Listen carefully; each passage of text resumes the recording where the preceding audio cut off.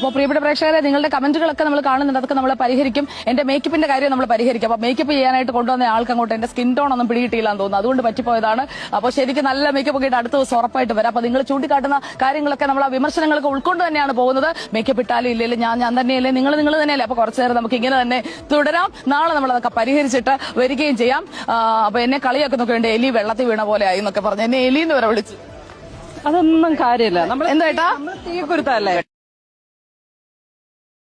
ഇത് നിങ്ങളെല്ലാവരും കണ്ടിട്ടുണ്ടാവും. റിപ്പോർട്ടർ ടി വിയിലെ സുജയാണ് ഇപ്പോൾ ഏറ്റവും ടോപ്പിൽ സാലറി മേടിക്കുന്ന മാധ്യമ പ്രവർത്തകർ കേട്ടോ. ഏകദേശം കഴിഞ്ഞ കണക്ക് വെച്ച് നമുക്ക് സോഷ്യൽ മീഡിയയിൽ നിന്ന് കിട്ടിയ അറിവുള്ളൂ കേട്ടോ.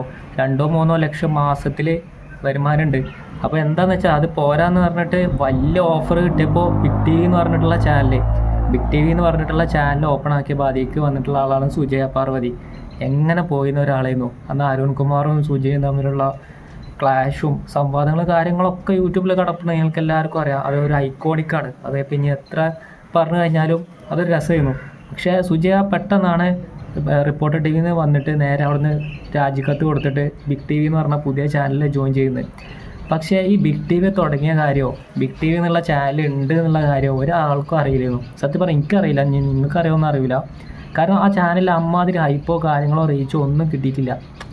അപ്പോൾ എനിക്ക് തോന്നേണ്ടത്, അതായത് സാമാന്യത്തിൽ ആലോചിച്ചാൽ മതി.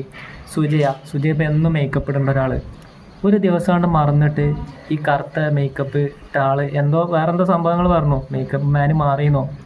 അങ്ങനെ ഒന്ന് സംഭവിക്കുക നിങ്ങളൊന്ന് പറയാം.